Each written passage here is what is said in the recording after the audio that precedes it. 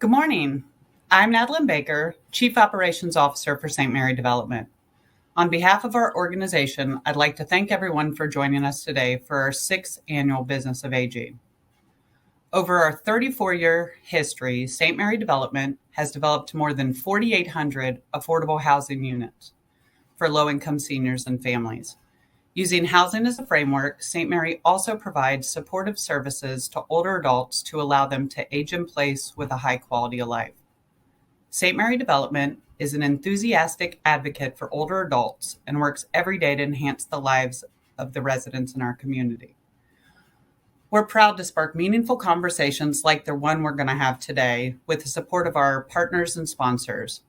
Today, we'll be discussing a topic on the minds of many people, regardless of age or socioeconomic status: mental health. COVID put a spotlight of what 90% of Americans are now calling a mental health crisis. We're living in a time where access to quality mental health treatment is a life-enhancing and, in some cases, life-saving resource. But while the crisis does not discriminate, impacting the old and the young, the rich and the poor, access to help is not available equally across the board. Today, we'll be focusing specifically on one particular at-risk group: older adults. Older adults are at the highest risk group for COVID and are more likely than most to experience social isolation. Social isolation can lead to loneliness and agitation at its best, anxiety, depression, and substance abuse at its worst. Not only is this group disproportionately impacted by mental health issues, but many times they must also navigate an increasingly complex care system in order to simply make an appointment for treatment. The shocking consequence is that fewer than 50% of older adults with mental health and/or substance use disorders ever receive treatment. Today, our keynote speaker and panelists will be discussing how individuals and organizations that care for older adults can help create meaningful conversations to better support a group of people who deserve our utmost respect, care, and support. Before we introduce our experts, I'd like to thank our sponsors for today's event. Our gold sponsors are Ohio Capital Corporation for Housing, or OCCH, Related Affordable. These two partners have not only made this event possible today, but have allowed us to develop and enhance the affordable housing we provide for seniors every day. Thank you. I'd also like to thank our silver sponsors: River Hills Bank, Bowen National Research, LCNB, Montgomery County Adamus, Pivotal Housing Partners, the Dayton Foundation, Densmore, and ATA Bellhurst Architects, LLC. These sponsors help make today possible, and we're grateful for their support. Let's get the conversation started. We'll begin this morning with the keynote presentation from Dr. Eleanor Feldman-Barbera. Dr. L is a licensed psychologist and a long-term care industry expert. She combines her training and decades of experience to provide innovative solutions to problems affecting cost and quality of care. She speaks internationally on aging and mental health and is the author of the Savvy Residence Guide. Dr. L is also an expert media resource for publications such as the Washington Post, Kaiser Health News, and AARP. Following her presentation, Dr. L will join our panel discussion. We invite you to go ahead and post questions in the chat for a Q&A following our panel discussion. Without further ado, I'm honored to introduce Dr. L. Hello, everybody. Thank you for that warm welcome. Very glad to be here. My PowerPoint will be up in a moment. There we are. Okay, thank you. I started my career as a psychologist over 30 years ago at the Manhattan Psychiatric Center, which was a large state hospital on a tiny island in the middle of the East River across from Manhattan. We were experts at helping the severely mentally ill inner city population with their emotional needs, but we were not so great at helping them with their physical needs. I remember the time we sent a patient down to the on-site medical clinic to get an x-ray of her injured right hand, and she came back with an image of her left hand. We worked for several years with a man that was diagnosed with paranoid schizophrenia. I ran into him several years later at a nursing home where he had been admitted with advanced multiple sclerosis. I'm quite sure that we missed the early physical signs of that illness. After working at the psychiatric hospital, I moved on to manage mental health care, where I worked for a company that required going into the computer system through the medical benefits in order to access the mental health benefits. From there, I could see that the high utilizers of medical services were also the high utilizers of mental health benefits. But because we were two separate companies, the mental health care was carved out of the benefits. And because of HIPAA laws, we couldn't tell the medical staff that they were missing really important issues that the patients were dealing with. When I moved on to work in long-term care in the healthcare medical end of things, the teams were excellent at providing medical care, but we were missing a lot of the mental health problems. This separation between physical care and mental health care is not serving our individuals very well, and it's not serving us well as a society. And I know there are people on this call in different roles in different organizations, and I hope that we can find some ideas as we talk today about how to make a bridge between these two aspects of our beings and come up with some good ideas to move things forward. When we think about aging in the United States, everybody on the call here knows that we are having increased numbers of older adults. I particularly like this graph because it outlines my life. On the left, I was born right about then in 1962. I graduated from high school in 1980. I started working with older adults in 1997. And by the time we get to 2040, I will be 78, firmly in that large cohort of 80 million Americans over the age of 65. One thing I've noticed from working with older adults and from being around a few decades is that nobody really wants to get older. Everyone wants to live a long life, but no one actually wants to be old. We've got creams and potions and all sorts of programs to try to keep everybody youthful.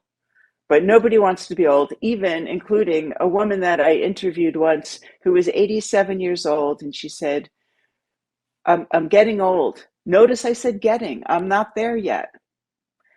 So when even the oldest old don't want to be old, what is going on? And I believe it's because we just have not risen to the challenges of our aging population. We're in the process. We need more support for older adults, especially for aging in place, which is how most people want to end their lives. We need to be able to provide better healthcare, housing, transportation.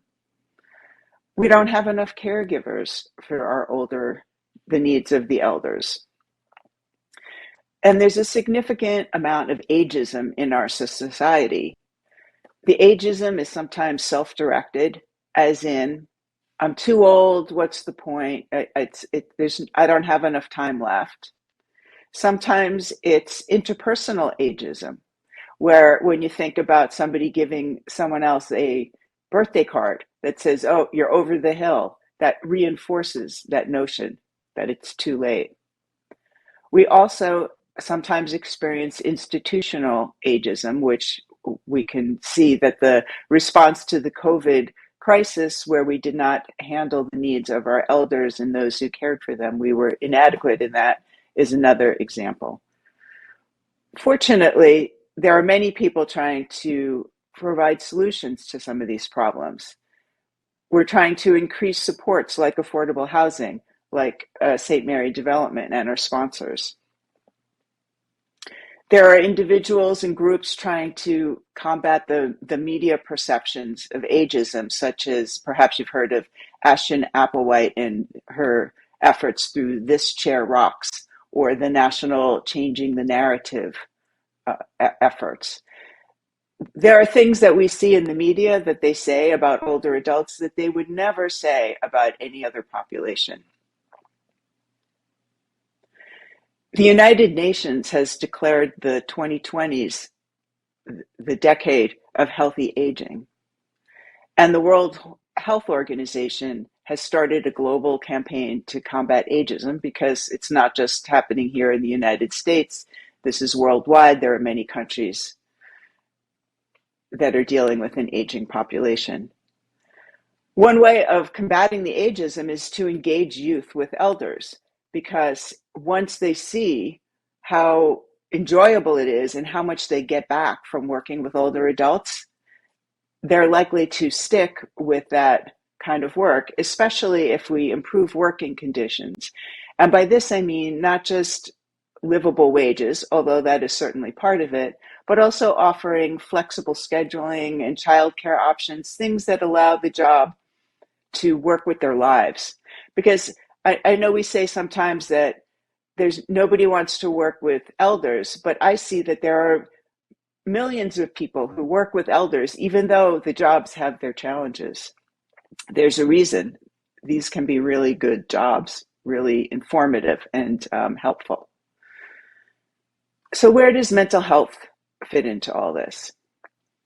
Despite the separation between the physical health care and the mental health care, they're integrally related. In fact, there have been studies that show people with wounds who are not depressed heal faster than people with wounds who are depressed. When we think about older adults, we often are concerned about them having falls. Frequently, what happens is once somebody has a fall, they become afraid that they're going to have another one. And so they limit their activities. They might reduce their exercise. They become more isolated. If we can deal with the fear of falling, we can help them to expand their horizons. And I'll give you an example. I was working in a rehab center with a woman in her 60s who had come in after a fall, and her physical therapy was not going very well at all. So I was sitting with her in her room. She was quite distressed, and we're having a conversation about this. And I see on her tray table, there's a Bible and religious pamphlets. So I asked her, "Where is God in all of this?" And she paused, and then she looked at me and she said, "I just realized I've been putting my faith in my physical therapist when I really need to be putting my faith in God." And after that, her physical therapy took off and she was discharged a few weeks later, which was really good for her and which reduced the cost of her care.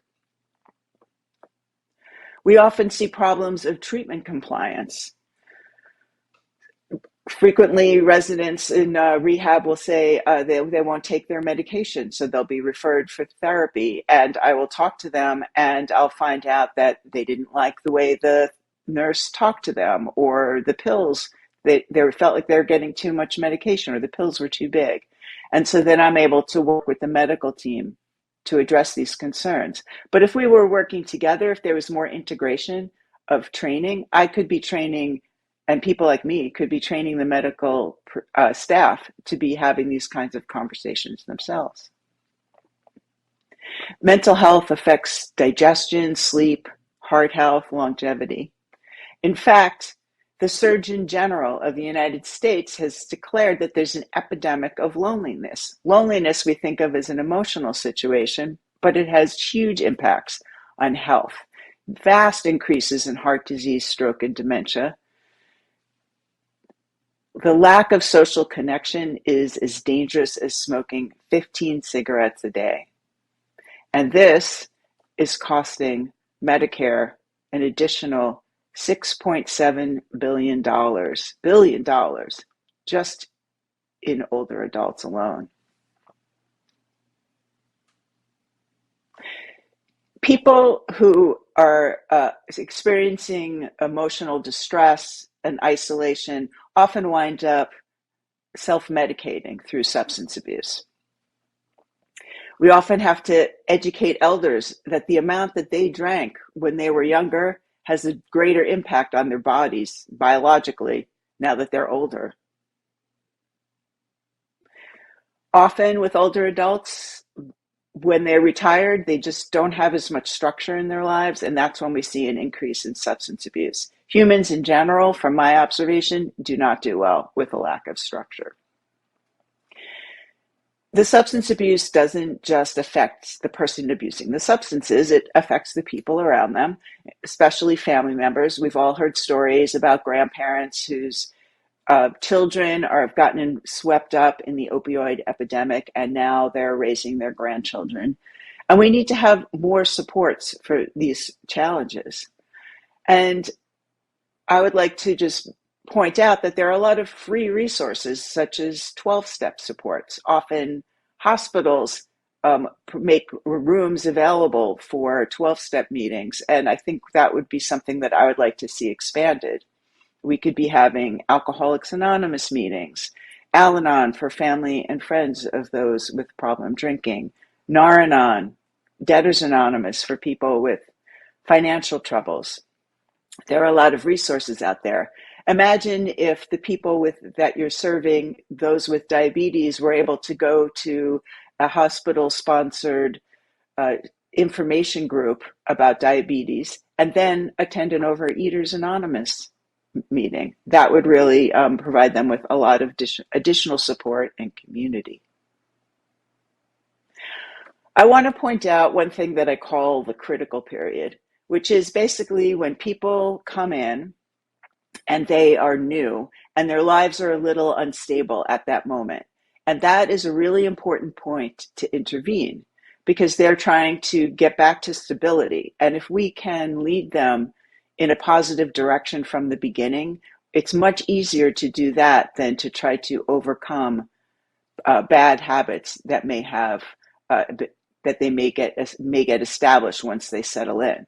So when I think of this, I think of things like welcome wagon groups or getting them involved early in clubs and volunteer opportunities. It's important to try to connect our elders together. It is kind of ageist to think of them as passive recipients of care when they, in fact, still have so much to offer and can support each other. So I want to talk about a frequent stereotype of older adults, which is that they don't believe in psychology and mental health treatment. So I have not found that to be the case. And I believe that it depends significantly upon the approach.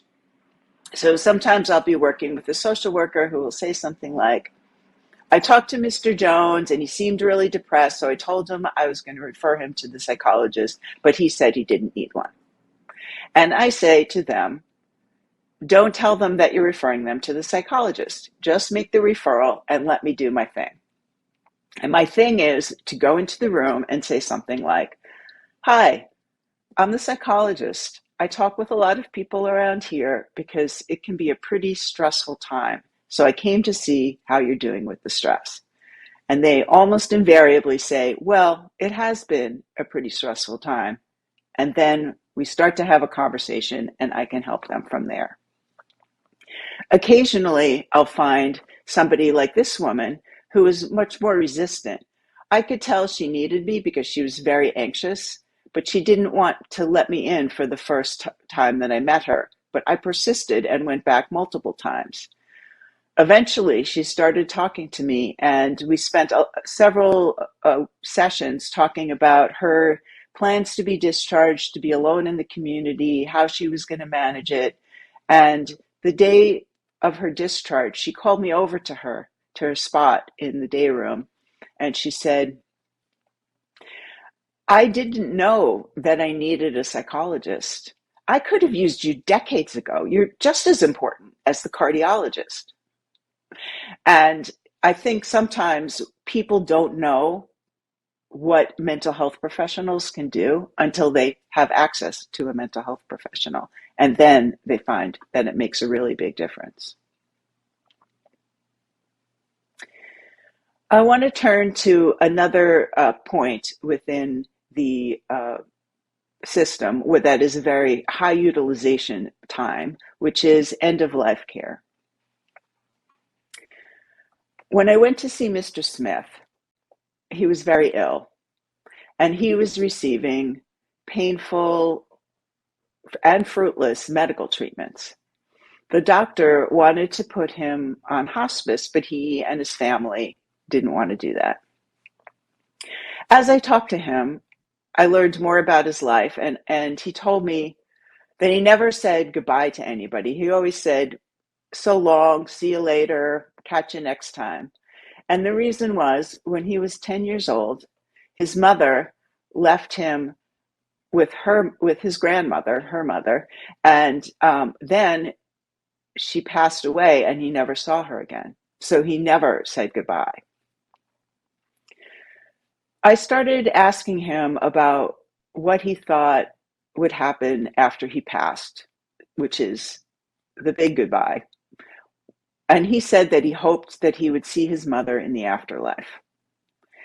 His wife used to come to visit him every day. She would bring him lunch and she would try to coax him to eat. And with his permission, the three of us had a conversation. And I asked her what she thought would happen after they passed. And she said that she absolutely believed that they would see each other again. And he said to her, "Well, I might be busy. There's a lot of people I need to see up there." And she said, "Well, you better make time for me." And then the three of us laughed. A week later, he became more ill and he was sent to the hospital. And a few days after that, I went by the nursing station to ask the nurse when he was going to be coming back. And she said, "He's not coming back." They put him, he and his family agreed to hospice in the hospital. And I know that it was because of those conversations that he was able to have a more peaceful end to his life.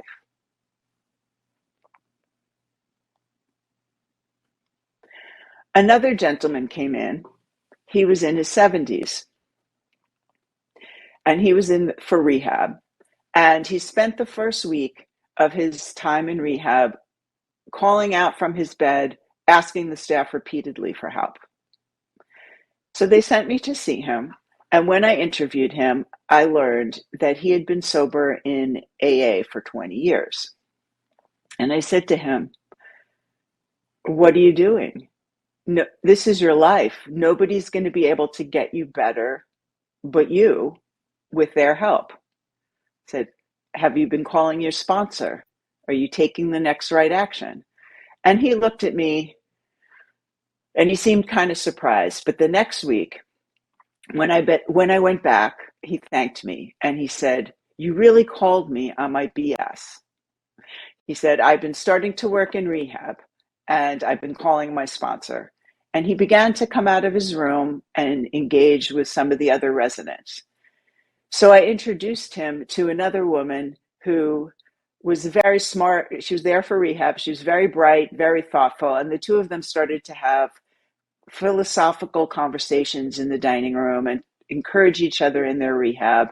And then another gentleman joined them at the table, and they would have these conversations, and they would be supporting each other. And we had a real rehab posse going, which is always my goal, a rehab posse.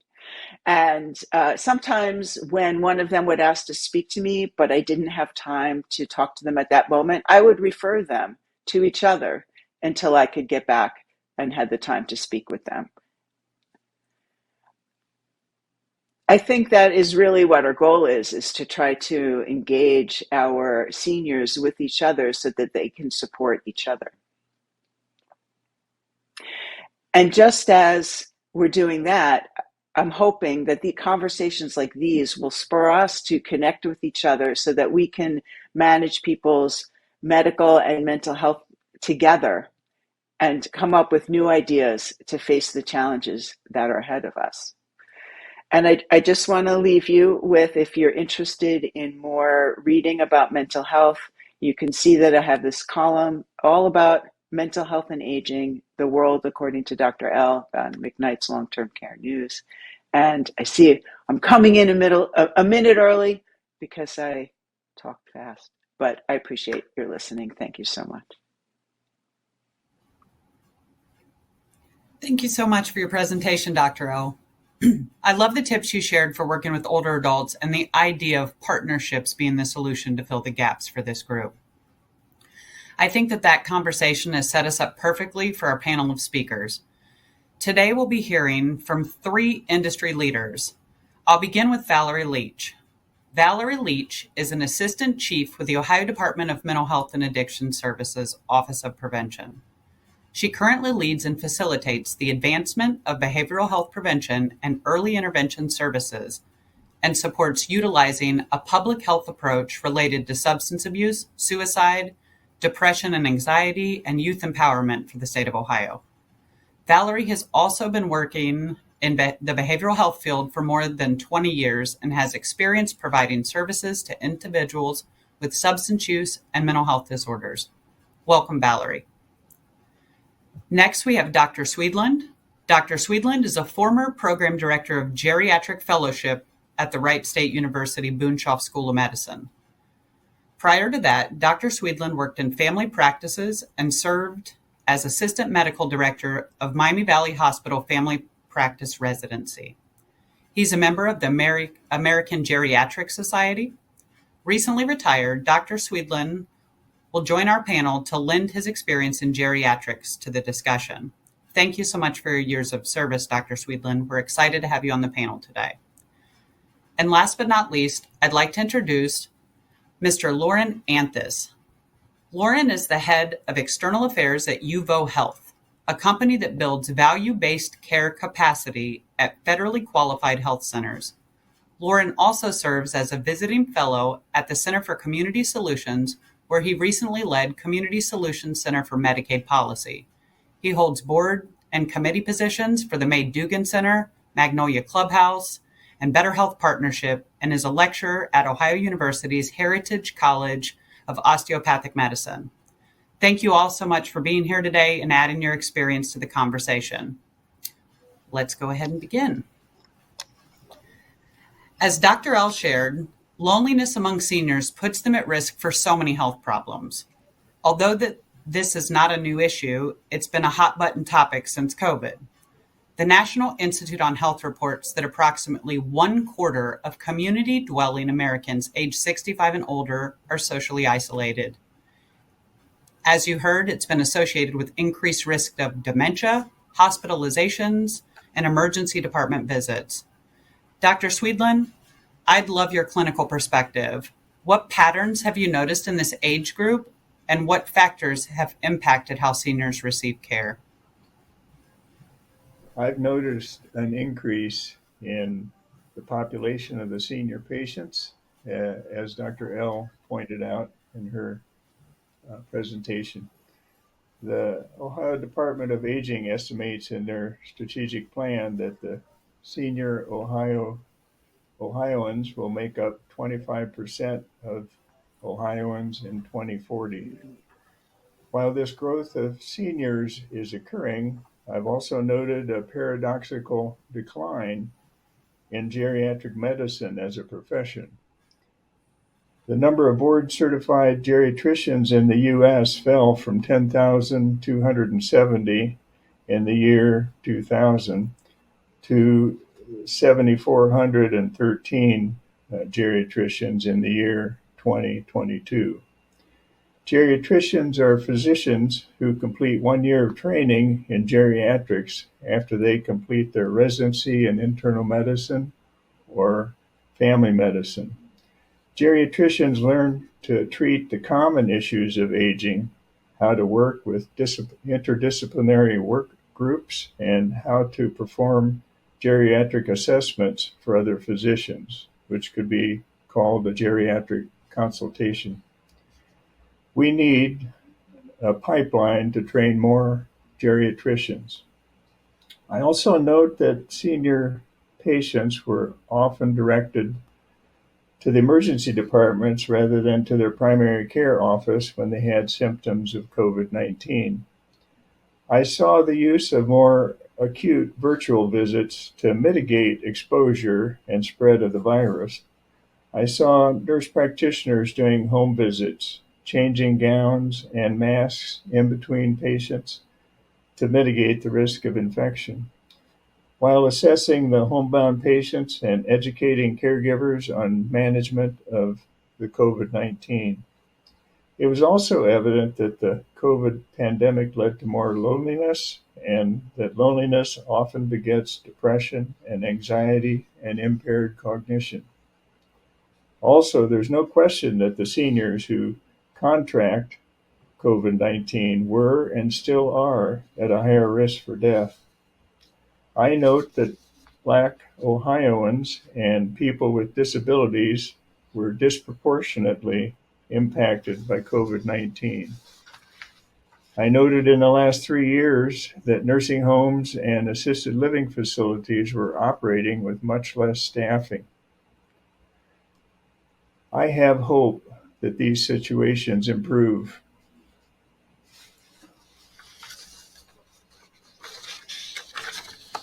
Thank you. I really appreciate your insight. Now we'll move on to Valerie. I know OMAS, or Ohio Mental Health and Addiction Services, has actually been watching this topic for a while. St. Mary and other organizations have been part of some of the initiatives to address social isolation. Can you tell me a little bit about what the state's doing to address mental health issues in older adults? Sure. Thanks for the question. I really appreciate being here today. The pandemic, as we've heard already, brought many things to light around mental health and substance use in our state. We know the significant effects that the pandemic has had on our older adults, and the troubling statistic that those older adults are at highest risk for suicide, especially men over 85. Recognized some of these early on. We stood up the Ohio Care Line. We wanted folks and older adults and anybody really to have a place to call to just talk about their fears or whatever was happening in their lives during the pandemic. And we found many older adults were calling because of their fear and the isolation they were experiencing during that time. And we've been able to keep that line operational still today, and it's still being utilized by many Ohioans. During the pandemic, the same time, our federal partners at Health and Human Services and the Substance Abuse Mental Health Administration started transitioning the National Crisis Suicide Line to the 3-digit 988 number. So we worked very closely with those partners and other state and local partners to ensure that everyone in Ohio gets familiar with the new 3-digit number, especially older adults and other populations who were struggling during the pandemic. And we're still really pushing that and trying to get that number into the hands of all Ohioans. Another piece of that was to ensure that our crisis centers and our call lines were receiving proper training to work with diverse populations.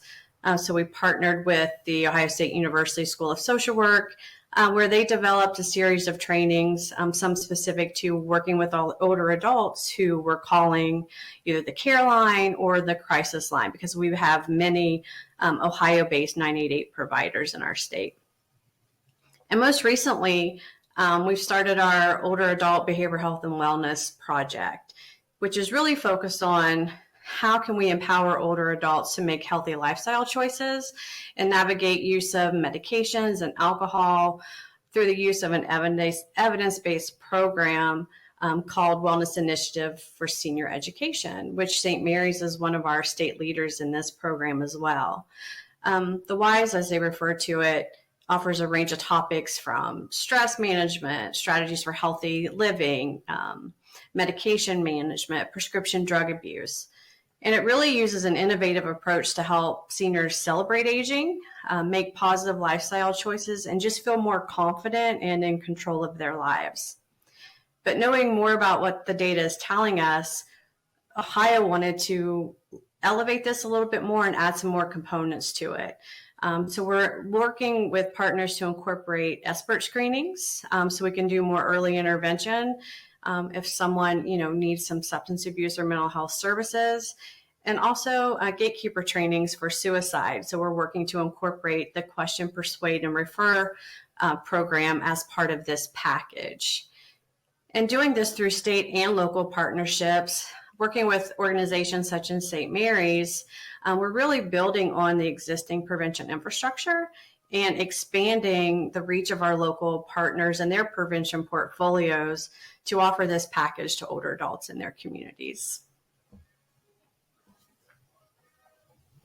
Thank you so much for that. I really appreciate hearing about the education and the early intervention services. It's so crucial for the population.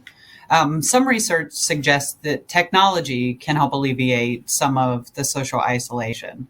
Since COVID, obviously, it's not uncommon for patients to access care using Zoom.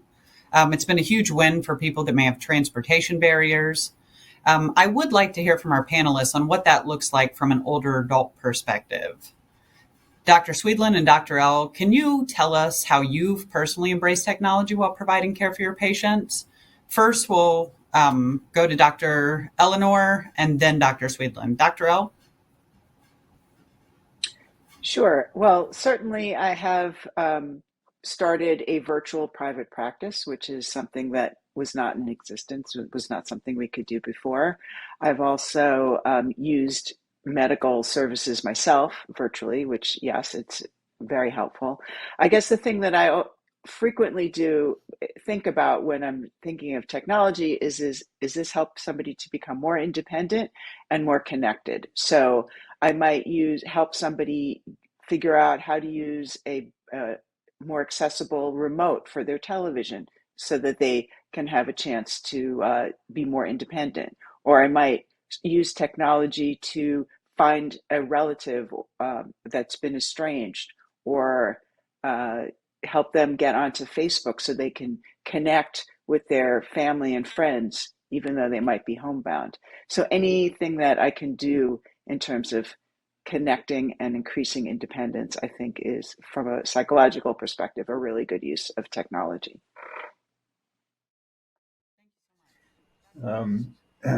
I saw our nurse and medical assistant in our practice who answered the phone calls learn to triage senior patients toward a virtual visit, or perhaps a nurse practitioner home visit, or a usual office visit. The older the patient was, the less likely it was that there was a computer at the patient's home that was suitable for doing a virtual visit. Often the caregiver was an adult child, and that caregiver had the capacity to facilitate a virtual visit, either through the platform of an electronic record or perhaps FaceTime. The nurse and medical assistant developed skills to teach caregivers and patients how to connect with a virtual visit, how to take vital signs, how to list symptoms, how to list current medications, how to recite back the care plan. And I believe it's important for our current home models to introduce remote digital technologies for clinicians to monitor chronic diseases so as to avoid hospitalization. Those are the things that I can say I've seen in the last 3 years. I appreciate you sharing. Now, Valerie, so when thinking of prevention, can you tell us what you're seeing on the technology side and what some of the prevention providers are doing in this space? Sure. So prevention providers have always been really resilient and able to pivot, when facing many challenges, which, COVID was significant because much of the prevention programming is in the community, face-to-face groups, people working together. So they really were able to embrace the use of the digital platforms to continue programming, and worked really hard to find innovative and unique ways to engage, everybody that they were serving, both youth, adults, and older adults. And that's continued. We've been able to see a lot of growth in that space and utilization, but we're really seeing more and more of getting back to the in-person programming, which we know is extremely important to build social supports and connectedness across communities. And it's a protective factor for all of us. But continuing to use telehealth has been really important in that expansion as well.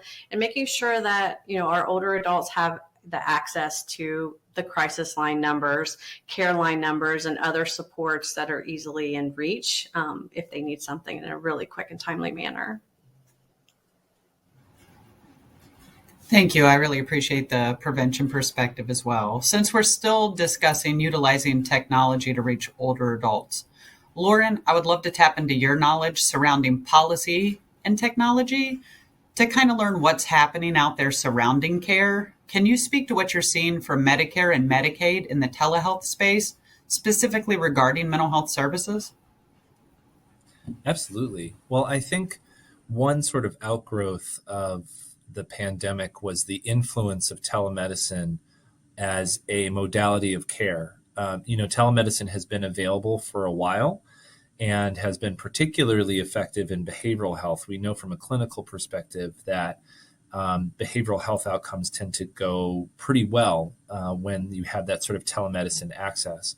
And for many, with the pandemic, there was an embracing of those sorts of resources and tools. I would say telemedicine also enables a few different types of conversations that go beyond what we might think of in telemedicine in terms of, video appointments. And what I mean by that is, number one, the influence of technology and things like wearables in the management of complex populations. We're seeing a lot more investment in hospital at home programs, for example, or the ways in which, a device like an Apple Watch might be able to measure a fall and activate an EMR response. I think those tools are going to grow in prominence. I think the ongoing challenge will be around how do you create behavioral health access or mental health service availability or address those issues like loneliness through such tools. One thing that I think should be understood or complemented in that thinking is the role of licensure reciprocity across states. Because, where there may be workforce shortages, and there certainly are in long-term care and behavioral health, licensure reciprocity is gaining favor. So that means that there might be people in different states, maybe even in different countries, who create different levels of access points. Again, though, I still think I have some concerns about the availability of those programs, particularly for lower income populations, if only because there may not be ready access to the technology or even broadband service that is readily available. But hopefully some of the recent legislation that took place on the federal level remediate some of that. But, there's still going to be some ongoing challenges that may manifest in disparities. Thank you. I think we could talk all day about the Affordable Connectivity Program, but it's a talk for a different day. It sounds like there's a lot of viable solutions for continuing to provide care despite the staffing shortages many organizations are struggling with. Lauren, I still want to pick your brain. Can you share with us and explore what the value-based care model is and what it is compared to like a traditional care model? Absolutely. So in a fee-for-service system, you really only get paid when a doctor does something, right? When a clinician does something. And that's the wrong sort of disincentive, because it means that we are paying people for when we're paying physicians and others in hospital systems, et cetera, when someone is sick. And really, we want to focus in on a holistic approach to care that's based around prevention. And how you do that is by financing systems that enable the larger system to participate in the continuum of care. So, I think about how we started this conversation in affordable housing.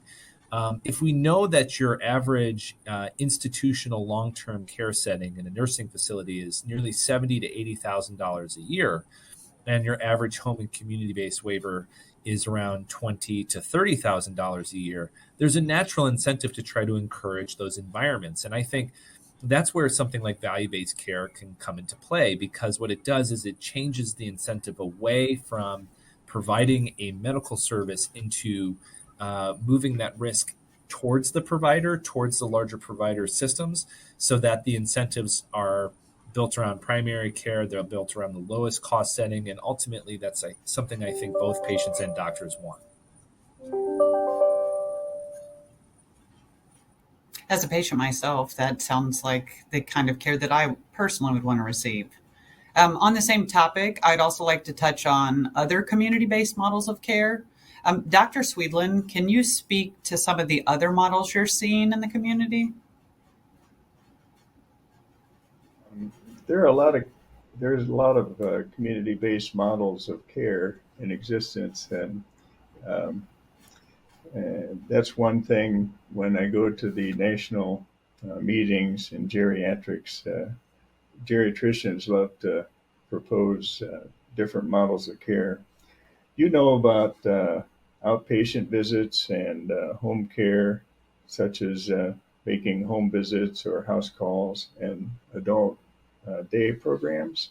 I'd like to discuss the PACE model. PACE stands for Program of All-Inclusive Care for the Elderly. You can read about it on the internet at National PACE Association. It's a model of care for patients aged 55 years or more with multimorbidity or cognitive impairment who need supervision during the day while the caregiver is at their daytime employment. You could view PACE as an adult day program merged with medical services. The PACE model usually includes a medical building staffed by doctors, a nurse practitioner, nursing, physical and occupational therapy, pharmacy, laboratory, medical imaging, dental services, psychology, activity director, and others. Services are covered usually by Medicare and Medicaid. There is one PACE program listed as operating in Ohio, in Warrensville Heights, Ohio, near Cleveland. There are about 300 PACE sites in the USA that are operating in 32 states. Another community-based model, as Lauren mentioned, Hospital at Home.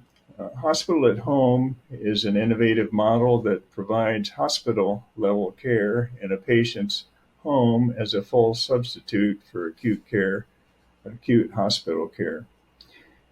The program was developed by researchers at the Johns Hopkins Schools of Medicine and Public Health and successfully tested in a national demonstration and evaluation study.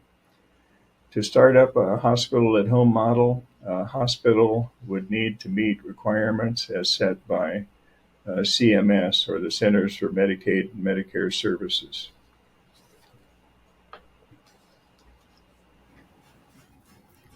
Thank you for speaking on the PACE model a little bit. It is coming to the state of Ohio a little bit more rapidly, so that's very good news. I also would like to focus on prevention again. Now, Valerie, you specialize in prevention, and much of that work is educational in nature. Can you speak to what that looks like when serving the older adult population and the role of prevention when it comes to seniors, other than the WISE program? Sure. It's a great question because oftentimes, we think prevention is solely focused on that education, which is a critical piece, that two-way communication with individuals or groups or communities. There's actually 6 evidence-based strategies that we follow that were developed by our partners at SAMHSA at the federal level. And using those strategies within a comprehensive public health approach, we can really impact, the older adult at the individual level, the family level, community level, and societal level. So that's what we're really striving to do within prevention, is to impact older adults across that entire system, community, all the way from even the youth, everybody. We want to make change in all those areas. These strategies range from sharing information, of course, on important behavioral health and wellness topics, to providing those educational programs to older adults within the community, engaging a broad range of community partners in data-driven strategic planning to really determine the need within their community and those populations that they need to target, and identifying those evidence-based strategies around substance use prevention, problem gambling, suicide prevention, and creating safe, supportive environments for the residents of their communities. All of these things together, including policy changes, really have an impact on the health and wellness of everybody within a community, but we have to put those special focuses in our older adults because it is a gap in our prevention system. And taking this approach will really lead to better behavioral health outcomes for our older adults, and hopefully as well as those who serve them, because we have to take care of the whole person, but also those surrounding supports and individuals. We want them to be healthy as well. So it really is a big comprehensive approach beyond just providing those educational services, which, system change for me is extremely important in all of this. And we have to have strong, healthy systems in place to support Ohioans. I completely agree. And it kind of makes me think about a sensitive topic that Dr. L touched on. So even with prevention programs running in our buildings, we saw an uptick in the report of abuse, self-reported mental health concerns, suicide, and substance use during and after COVID. We've heard some great information from Dr. L surrounding statistics and some real-world examples from some of the other panelists. But I want to discuss what happens when we've identified a problem. We hear a lot of terms thrown around like duty to protect, mandated reporter. Dr. Swidling, can you walk me through what a mandated reporter is and what that means for physicians? Well, essentially, all professionals in Ohio are mandated reporters, which means it's your responsibility to notify the county Adult Protective Service if you see signs of abuse. Abuse can be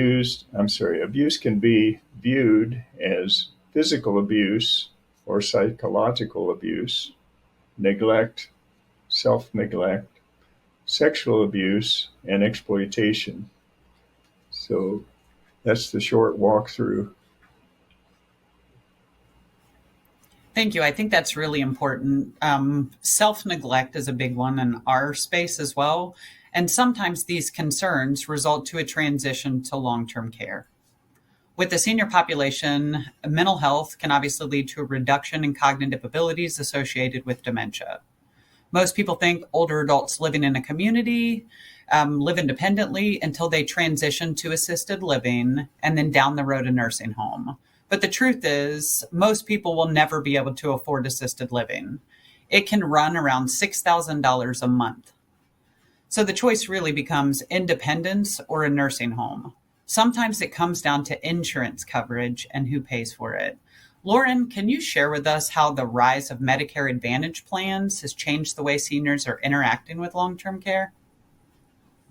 Absolutely. Well, I would first highlight that in Ohio, we pay nursing facilities through our state law, and they're the only type of provider that has the reimbursement set in law and not an administrative code, which means that the Medicaid department in particular is bound by the rules associated with that state law. And, in economics, we call this regulatory capture, basically the idea that the industry has a lot of say over how they are regulated. And what most people don't understand is that most long-term care is paid for by the Medicaid program, not Medicare. But to your question about Medicare Advantage and the role that it plays, oftentimes policymakers are trying to leverage privatized systems of coverage, which is what Medicare Advantage is, in order to try to move the needle on some of these challenges that they have. In other words, if you bring in insurance companies who have a natural profit motive in utilization control or in moving people from a higher cost, more acute setting to a lower cost, less acute setting, it helps you accomplish your overall policy goals. And we've seen a significant rise in the use of managed care, not only in Medicaid, but in Medicare Advantage. And, lately there's been some critique around Medicare Advantage in particular because of some of the risk adjustment games that have been being played and the profit motives associated with that. And I imagine we're going to continue to hear stories come down about the role that they play. But I think the reason why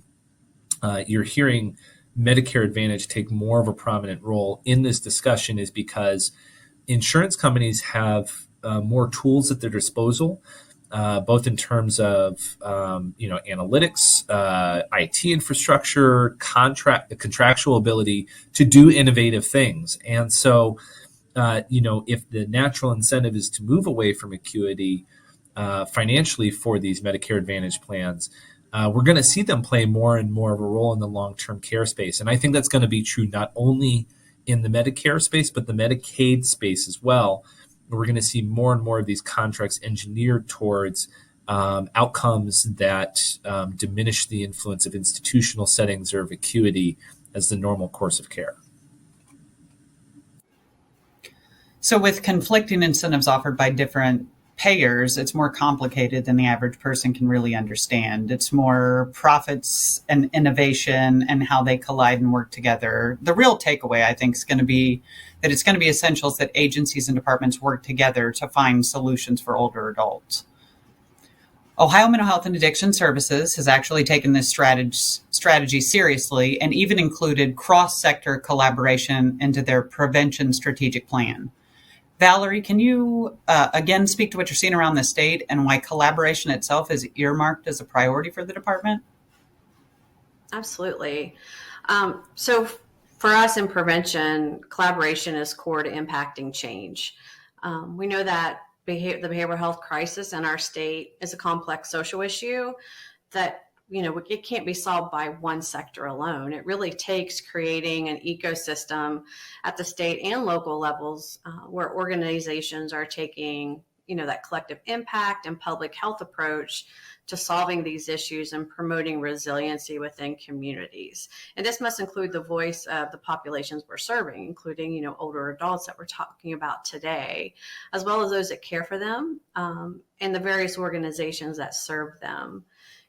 This type of approach really allows for sharing of resources, and many agencies continue to do what they've done in their role historically. But if this type of collaboration occurs, new or expanded services can be developed and supported. We bring people together through a collaborative approach, like I said, because it really also offers the most bang for your buck. Because, prevention is not heavily funded, and we need our partners across multiple sectors with different expertise coming together to develop these solutions. But in bringing all of these sectors together, it's important to have some type of structure to ensure that, whatever we're working towards collectively is getting done and everyone is able to contribute their time and their talents where they're most needed. Without some kind of infrastructure and plan at the state or local level, just, bringing folks together may not yield the results that we're looking for or those outcomes that we're looking for. So from engaging new partners and aligning action across systems to using a portfolio of interventions, driving innovation, and using markets to support sustainable solution, this collaborative approach really inspires all stakeholders to act as a single integrated community and point to the way towards innovative solutions. So we know our department can't do this work by ourselves, which is why we partner with St. Mary's and other key stakeholders in this space to really help us drive the innovation to really meet the needs of our older adults upstream, middle stream, and even downstream. So yeah, partnerships and collaborations are really critical in this space. Collaboration, I think, is something that we can all strive for, and it's been mirrored by all of you in the panel today. Thinking about that, Dr. Swedland, you've been serving seniors in our area for over 36 years. So I'm going to tap your knowledge. In a perfect world where everyone works together, what partnerships do you see in the community that would benefit older adults?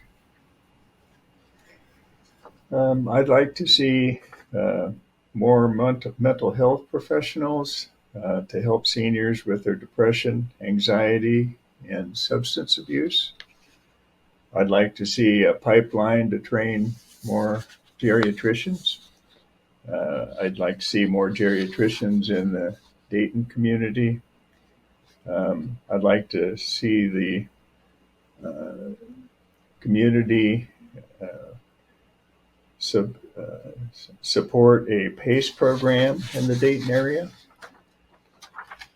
After watching patients who need to be moved into facilities for care, I'd like to see a turnkey program for families who have to move loved ones to a facility for 24-hour supervision and care.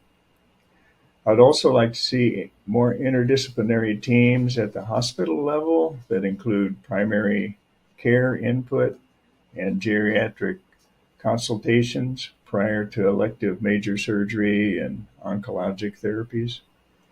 I'd like to see more remote digital monitoring being used in home care. And I'd like to see the introduction of the Savvy Residence Guide to all the nursing homes in Montgomery County. That's my list. That's my wish list. Just as a reminder, the Savvy Residence Guide is by our very own Dr. L. So feel free to check it out. At this time, I encourage folks to go ahead and put any questions you might have in the chat. We're going to leave some time available to try to work through those. Please make sure maybe I can open it up, or if you have a specific person that you're interested in the question being asked to, just go ahead and throw that in there. I love that you spoke on collaboration. I think it's important when we look at collaboration, not just who we're including in the projects we have, but also as we create priority boards, coalitions, focus groups, that we make sure we have the right people at the table. So not only prevention, but the seniors themselves. A lot can be learned from asking seniors what they want and providing the services based around their answers. Oftentimes we think we understand, but from a St. Mary perspective, I can tell you that having your finger on the pulse of the population you're serving, you may be surprised at some of the things that they really want and need in the community. So I'm going to go ahead and reference our questions here. Somebody asked, how can we change any type of appointment times for seniors who need to build relationships during that critical point to not be shuffled in and out? I'm going to assume that this is probably directed a little bit to Dr. L. So if you want to go ahead and take the lead, and if anybody else has comments, we'll volley to you next. Sure. Can you say that question again? Because I'm not sure I understood what the intent was of it.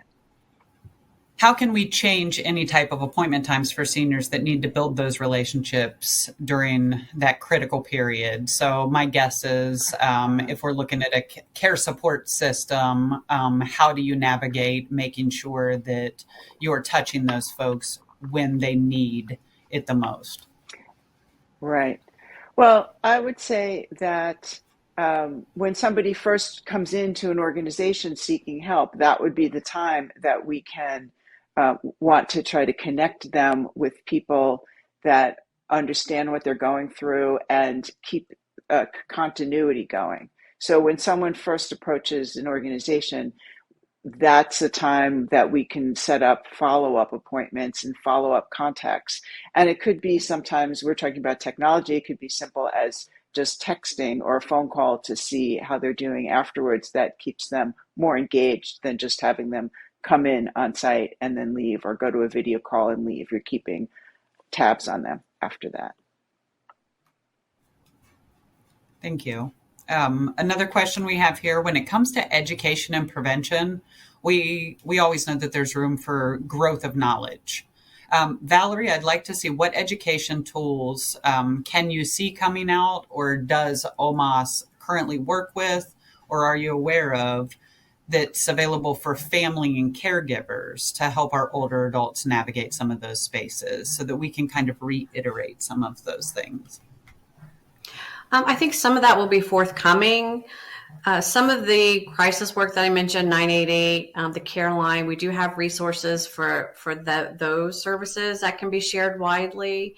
Also, our partners with the Ohio Suicide Prevention Foundation have a lot of great resources around suicide prevention that can be shared widely. That would be great for caregivers and, those caring for older adults. So those are great places to start. But I do anticipate that through our initiative, we'll see more resources available for around this topic and for caregivers.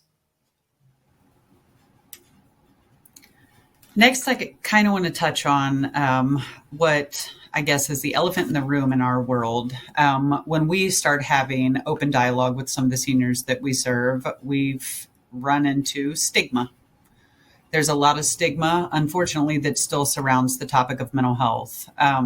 It's kind of a taboo topic. People can understand that there's issues that are being faced, but some of our older adults, some of the rhetoric we hear is, you um, put on your big girl or big guy pants and suck it up and move on. It does create a damper when trying to access care or start those conversations. So I would like to revisit how you were talking about some of those conversation starters, Dr. L, and having the conversation. I think when, anybody receives care, some of it is building that rapport and how those are phrased. Can you offer us tips, whether we're in a clinical perspective or a caregiver or social support role, how we would approach some of those conversations when communicating with our older adults? Sure. Yeah. So I think a good approach is using terms like stress management. And I always try to lowball any problems. It's not a big psychological issue. It's just natural stress of a situation. So that can be really helpful. And sometimes it doesn't happen. It's not a one-shot deal. Like sometimes you're developing a relationship. You might have to plant a seed and plant another seed and plant another seed about resources that are available for them or ways they can help themselves. For example, if I saw somebody that I thought had an alcohol problem, I wouldn't say you need to go to AA. No, I might drop a slogan into my conversation and say something. Well, you know how they say in AA, it works if you work it, or something like that. And then I'd start planting seeds like that so that as the relationship developed, I might steer them and I might connect them with other individuals that might do the steering for me, like neighbors that are in program or involved in some sort of, encourage them to bring them to events that are positive. Thank you for that. Another area, I guess, that I think would be interesting to touch on. We had spoke about long-term care. We've got a lot of experts in the room at this point that have touched on the long-term care. We had talked about APS. When it comes to long-term care, our region is actually very lucky to have a long-term care ombudsman's office. I would like to touch on that, and anybody can take this. I guess just a description of what the long-term care ombudsman's role is, if you know, and how maybe you've interacted with them. I'm assuming probably Dr. L and Dr. Sweetland have interacted with a long-term care ombudsman in the past, so we'd love to hear. So I guess I can go first. I read Diane Wellborn's column, and I also get it by email. So this is what you're referring to, right? So I see that she she and her team make a lot of insights into how to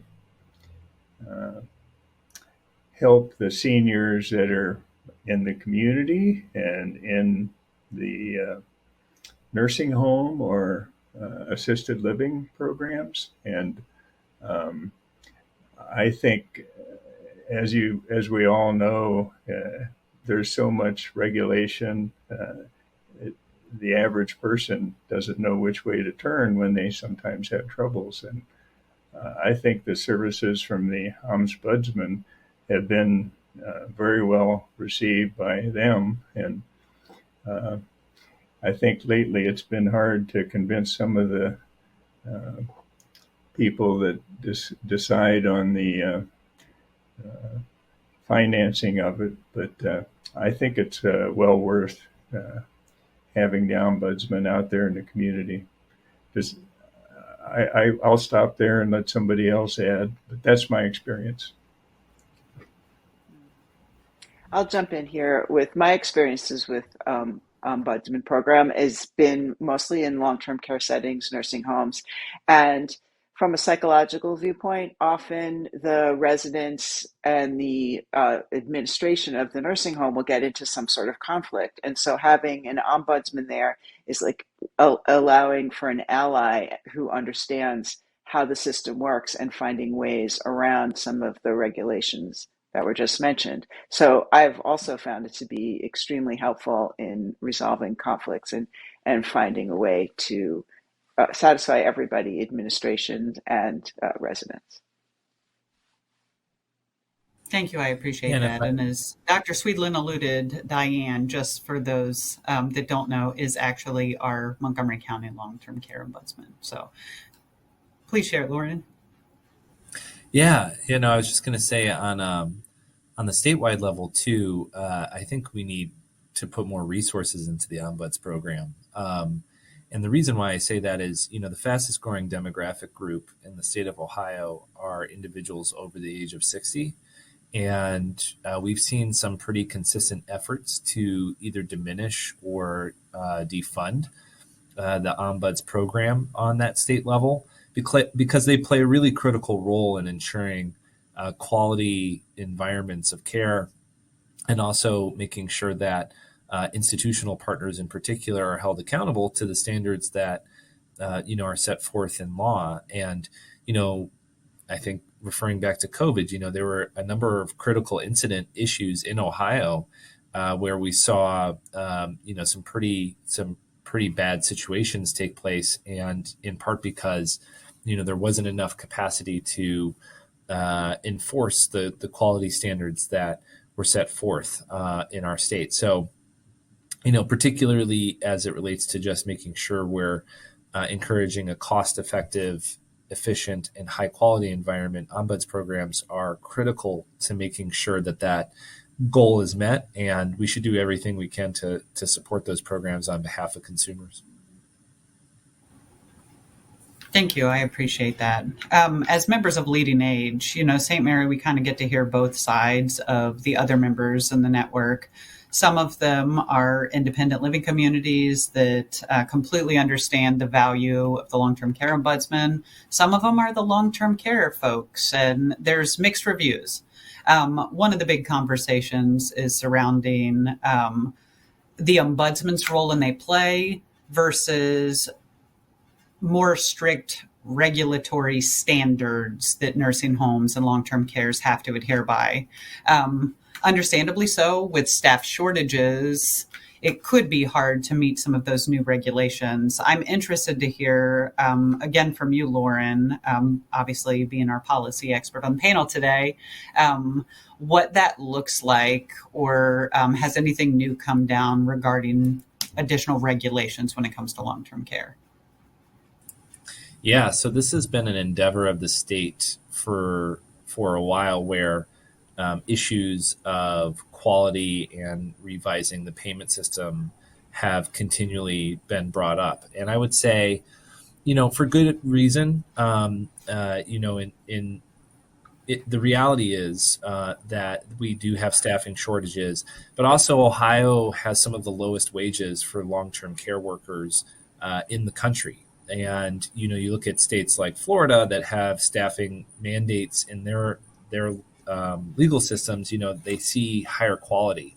So I think that there's an element here about, some of the efforts that the state put forward to finance more quality work, to finance wages. I think that those policy endeavors in the last budget will probably need some examination. Like, did they work, and to what level did they work? I know too that there's been lots of conversation around, the number of empty beds that we have in the state. Because we still have certificate of need laws, I think there's a question of how do we re-engineer our system so that more alternative facility management might be available, whether it's something like PACE or we're talking about assisted living versus skilled nursing facility, or if we're talking home and community-based waivers.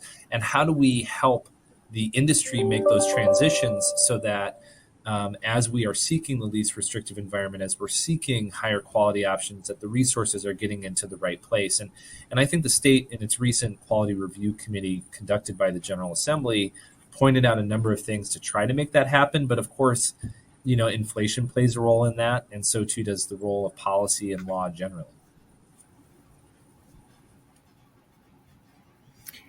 And I heard you say staff shortages, and I also heard Dr. Swedlund reference a pipeline to geriatricians, so needing more providers. If this isn't your first business of aging, we did a whole business of aging specifically focused around staff shortages and older adults and what that looks like. Unfortunately, we can't come in today bearing great news about how all of that is fixed. It's still an underlying problem more and more. And as the amount of older adults continue to grow for the state, it is going to be a real challenge. We've touched on how technology can help kind of fill some of those areas. But I suppose I would like to pick your brain to try to see where the staff shortages are impacting the care in the spaces that you see. Obviously, we know geriatricians, but I'd like to hear, is it home health? Is it hospital workers? Is it specialists? What are you guys seeing with older adults and how those staff shortages have changed the way business is done? Anybody? I'll call on you. No, I'm just kidding. Well, I can just start talking about, I think we have shortages of all of those people in every area, but my experience has been in a long-term care setting.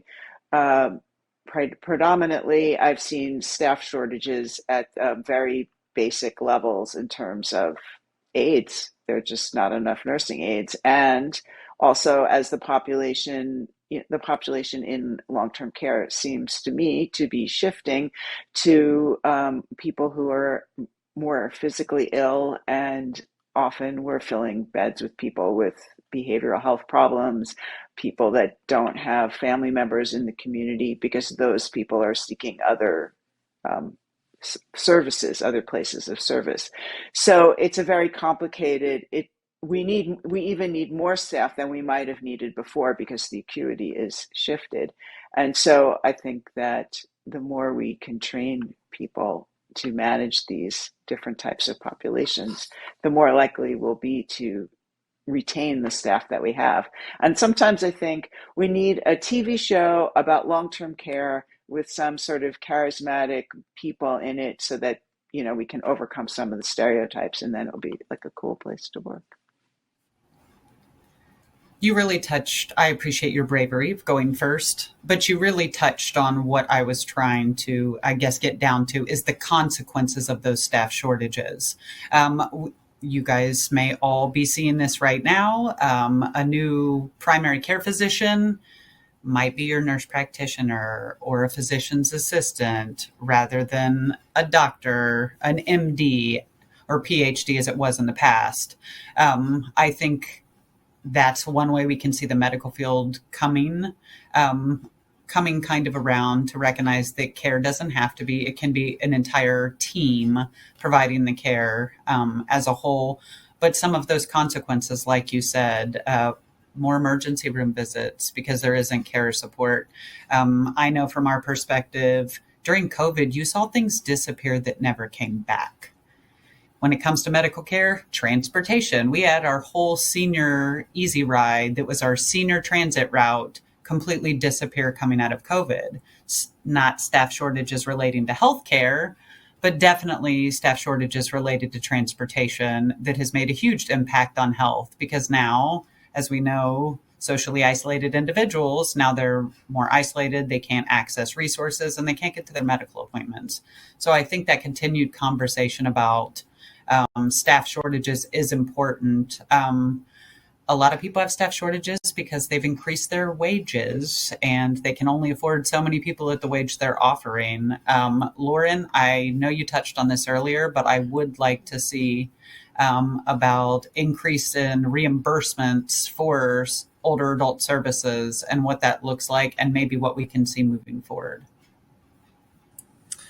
Yeah, I think it's a really good question. I think the the reliance on fee for service as the basis for care in long-term care settings is not sustainable. And I think the reliance on facility-based administration of care is also not sustainable long-term.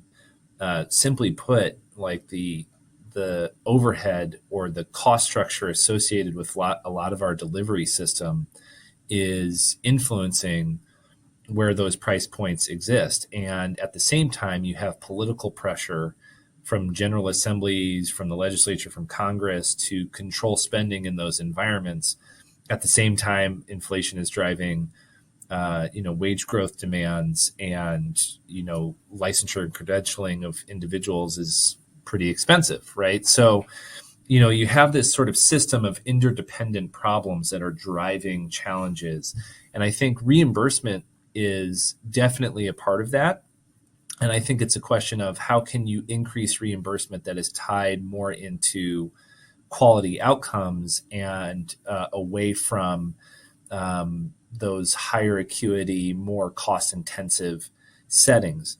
Now, I think that what's going to happen over time, to be honest with you, is we're going to see more and more investment be made in solutions to provide long-term care services outside of physical places or like institutions, essentially. And there's a strong sort of relationship between private equity interests and real estate holdings in some of the long-term care industry.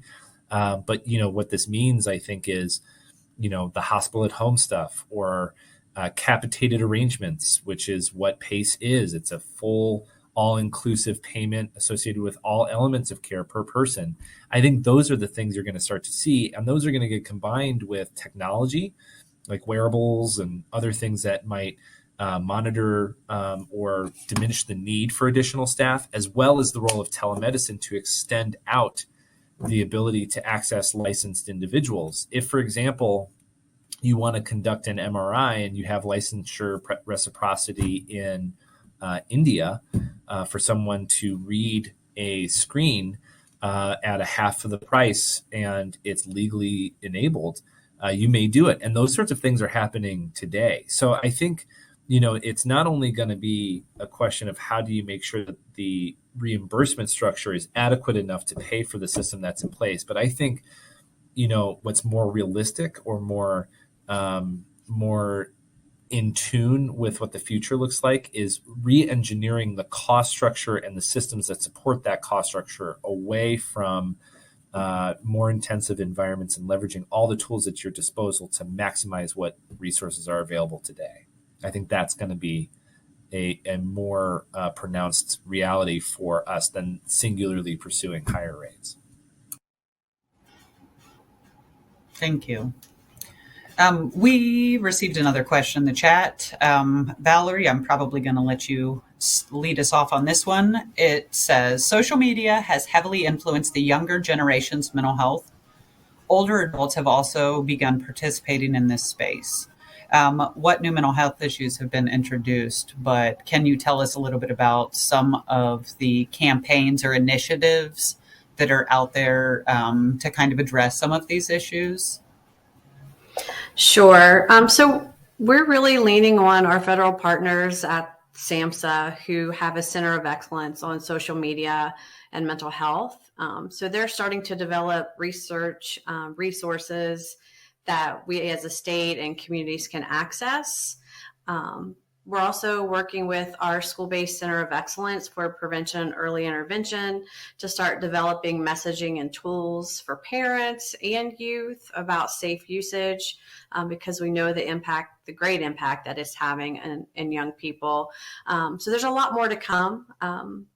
And we're really looking forward to getting things developed and pushed out so everybody has access and can start having those conversations with everybody in their lives. It's not just young people, it's older adults, us ourselves, ensuring that, we're taking care of ourselves and not allowing what we see on social media impact us in such a negative way.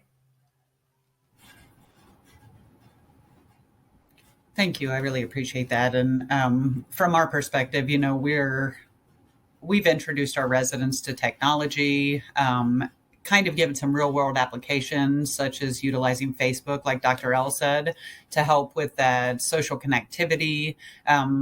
One of the things we really enjoyed, we introduced Alexa devices to our residents because they didn't have to touch any technology. It was voice activated, a little bit better. And a conversation with one of them had said, "Oh, I'm interested in learning about the weather in California." We were like, "Oh, okay. Is there a reason why?" "Yeah, I like to be able to check the weather before I call my daughter." So that mom could call her daughter and say, make sure that you wear that sunscreen today, or whatever it might be. But being able to view some of those technology pieces as a way to enhance actual communication among older adults instead of a substitution, I think is important. But the caveat to that is we've made sure we've also educated all of our residents on technology safety. Never in my career working with older adults did I ever expect to have a conversation about catfishing, but we have, because it's really important. And it's important to understand that not everything is what you think it is. But it does create a little hesitation and fear because of the exploitation that does happen utilizing the internet, when some of the programs that have always been in person or paper applications now become strictly technology based because of staff shortages. So they kind of tie together. Unless you're working with the older adults, a lot of people don't realize that they're changing their service delivery models and who it's actually affecting, because they might not be able to be on at 8 o'clock in the morning to hurry up and put their name on a wait list for a utility assistance program. They were doing paper applications or going into the office. So I think we do see a little bit of both sides when it comes to that. But I love to hear about the social media campaigns. I think that that's really important. Let's see if there's any more. Are there ways to enlighten out-of-town family members to understand steps they might take to address care for the loved ones? As a daughter that's 500 miles away from mom, it's often a challenge figuring out who to contact. I will say I want everybody to take this, but our local area agency on aging does have a caregiver, a virtual-based caregiver program that was heavily funded, obviously coming out of COVID when we recognized most people were receiving care. So anybody else would like to take a stab at what they're seeing when it comes to distance and caring for their loved ones? No, that's okay. There is a lot. There is a lot of a place for mom, senior helpers, a lot of those things. If you can a lot of them are nationwide organizations that you can Google, and it'll reroute you to a local provider. A lot of times their focus is more long-term care. That's how they get paid. Which is not good or bad or indifferent. It's just the structure of how they receive payment for the services offered. Our area agencies on aging are always a good resource. If they don't have the answers for your area, they can generally direct you to somebody that does. Anybody else have anything to add before we wrap up? Sure. Well, No? to go with my theme of self-empowerment, there are Facebook groups and other support networks that you can connect caregivers, distance caregivers, with each other, and they'll have more ideas that you can access. That's a beautiful tie-in. I really appreciate it. Well, I think we've had a really vibrant discussion today. I really appreciate all of our attendees, our sponsors, our presenters, Dr. L, Valerie, Lauren, and Dr. Swedlin. We're really so grateful for your time today. Just as housekeeping, a recording of today's event will be available on the St. Mary website in the coming days to share with your peers. And we'll also go ahead and send it out in an email. Please share. If you have anybody that's interested in learning more, you can always contact St. Mary Development, and we'll be more than happy to assist you in supporting seniors facing mental health issues. I really appreciate it. Thank everybody and have a great rest of your week.